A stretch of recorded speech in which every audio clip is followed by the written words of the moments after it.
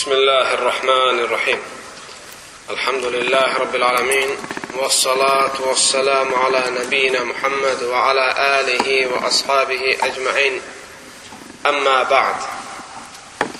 Elmi faydalar dərsimiz davam edir.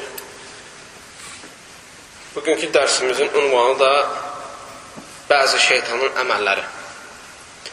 Şeytanın bəzi əməlləri, hansı ki, adətən şeytan o əməlləri edir. Və adətən bəzi insanlar da həmin əməlləri edir. Bu baxımından da o əməlləri edən insanlar şeytanın etdiyi əməllərlə əməlləri müvafiq olan insanlardır. Ona görə nəhy olunub, o şeytan, adətən o əməllər şeytan əməl olduğuna görə insanlar və daha açıq desək müsəlmanlar həmin şey etmələri qadağandır. Şeytanın əməllərindən, əziz qardaşlarım, sol əllə yeyib içmək. Sol əllə yeyib içmək. Yəni şeytan sağ tərəfini işlətmir.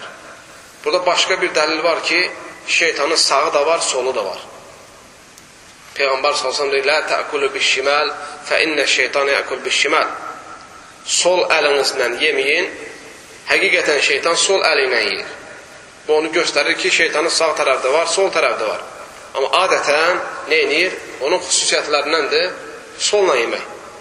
Ona görə müsəlman din, İslam dinində bir qayda var, təməl var ki, həmişə istərsən ibadət məsələləri olsun, istərsən adət məsələləri İslam dinində qadağandır qeyri-müsəlmanlara oxşamaq. Və həmçinin qadağandır şeytana bənzəmək. Bəzən bəzi məsələlər var, haramdır, səbəbi qeyri-müsəlmanlara oxşamaqdır. Peyğəmbər s.ə.v deyir ki, saqqallarınızı uzatın, bığlarınızı qısaltın, seçilin müşriklərdən. Başqa bir hədisdə gəlir yahudilərdən, başqa bir hədisdə gəlir xristiyanlardan. Əsas burada bığ qısaltmaqda əsas müxalifət, onlara müxalifət olmaqdır məqsəd. Onlara müxalifət. Sahabələr qayıdıb deyəndə ki, ya Rasulallah, birdən onlar da bığlarını qısaltsalar, deyir, onda siz saqqalarınızı xınalayın. Əsas məqsəd nədir? Əsas məqsəd bənzəməməkdir. Və yaxud da bəzi libas növləri var, İslam dində haramdır. Ona görə ki, o qeyri-müsəlmanların geyindiyi özəl libasdır. Qeyri-müsəlmanların geyindiyi özəl libasdır.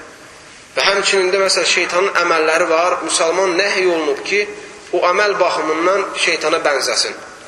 Onlardan biri də sol əllə yeyib içmək. Ona görə qadağandır ki, hətta insan şeytana bənzəməsin deyə. Həmçinin şeytanın əməllərindən alış-verişi sol əllə etmək.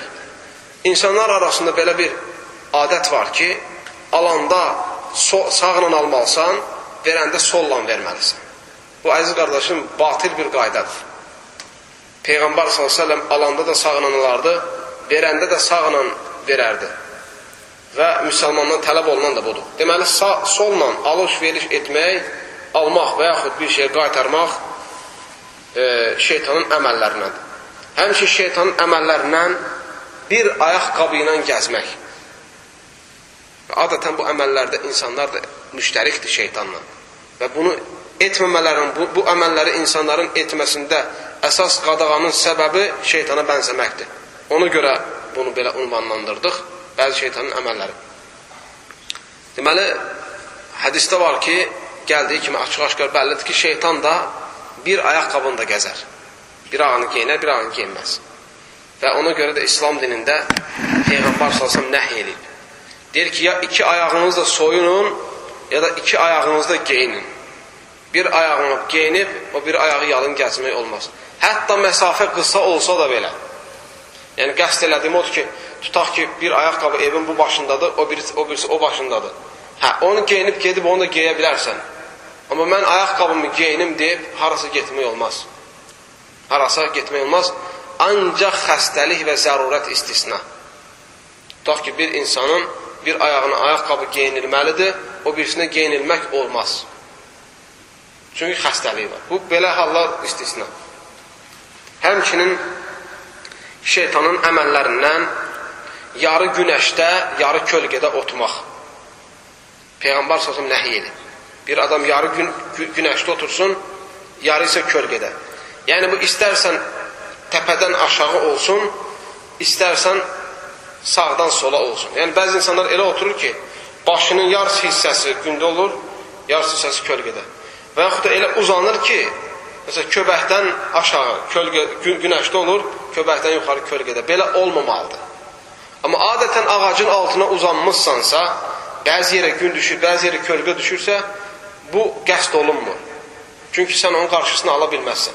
Amma adətən kölgə bürənikli olan bir yerdə sən bir hissəni günəşin altına qoyursan, qasdla o bir hissəni isə kölgənə. Bu cür etməyi Peyğəmbər nəhiy edib, səbəb də şeytanın belə etdiyinə görə. Həmçinin şeytanın əməllərindən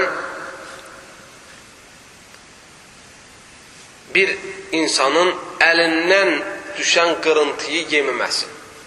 Tutaq çörək yersən, ətbək yersən, əlindən bir qırıntı düşdü. Onu götürüb yeməməyin, təmizləyib yeməməyin şeytanın əməllərindəndir. Çünki sən onu adətən kimə buraxmış olursan, şeytana buraxmış olursan. Əlindən düşdü, yeməyindən düşdüysə qırıntı, onu təmizləyib yeməlisən. Əgər o çirkinləşməyibsə, əlindən nəcisə düşübsə, onu yemirsən təbii ki. Və yaxud əlindən düşdü, yeməz bir hala gəldisə, yemirsən. Amma adətən quru yerə düşdü, çirklənmədi, bulamadı, gərək onu yerdə buraxmayasan, onu təmizləyib yeyəsən. Həmçin şeytanın əməllərindən tək səfərə çıxmaq. Şeytanlar tək gəzər. Tək gəzər. Və bəzi elm əhli deyir ki, burada qəsd olunan insanların getmədiyi bir yolda tək səfərə çıxmaqdır. Yəni, adətən o yolda insanlar gedib gələrsə, onda deyir, tək getməkdə sıxıntı yox. Bəzi elm əhli belə deyir. Yəni, deyirlər ki, əsas qadağan olunan odur ki, insanların getmədiyi bir yolla insan tək səfərə çıxır. Alə kulli hal nə olursa olsun, əziz qardaşlarım, imkan daxilində tək səfərə çıxmaq bəyənilmir.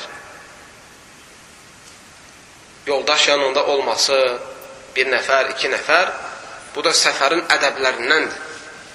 Çünki insan tək səfərə çıxdığı zaman böyük sıxıntılara düşə bilər. Ona görə insan sıxıntı çəkməsin deyə adətən İslam dində gəlib ki, özünə imkan daxilində yoldaş götürəsən və yaxud bir yerə çıxdıqda bir yoldaşlı gedəsən. Bunların hamısı imkan daxilində. Mümkündürsə yəni. Həmçinin şeytanın əməllərindən tələsmək. Peyğəmbər s.ə.v deyir, tələsməyin. Tələsmək şeytanın əməlindəndir. Və adətən görürsən ki, şeytan xeyr işdə insanı tələsitməz. Məsələn, namaza tez gəl. Nə bilim, gecə durginən, tez bir də səhər açılar, təhəccüd namaz qılginən.